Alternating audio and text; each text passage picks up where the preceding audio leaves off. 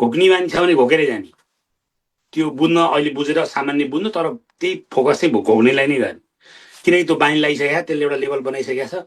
अब घोक्ने बानी छैन भने अर्कोतिर फर्काइँदा त्यो मान्छेको 2-3 वर्ष त्यसै हिँड्छ।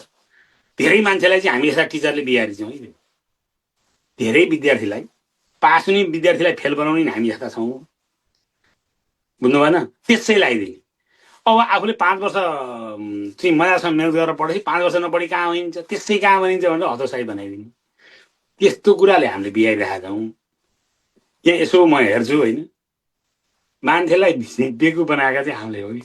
सबभन्दा पहिला सुध्रिनु पछि हामी छ, त्यत्तिकै लगाइदिएछ अनि गरिनस् भने होइन। अब पढ्नुपर्छ, त्यो त हाम्रा बाआमाले नि भन्नुहुन्छ नि त, यही पढ, यसरी जा भने पो एउटा अर्थपूर्ण हुन्छ, बुझ्नु भएन? अब पढ्नुपर्छ, मेहनत गर्नुपर्छ, त्यो त एकदम अद्भुत, त्यो चाहिँ तपाईँको चाहिँ एब्स्ट्र्याक्ट कुरो भइहाल्यो।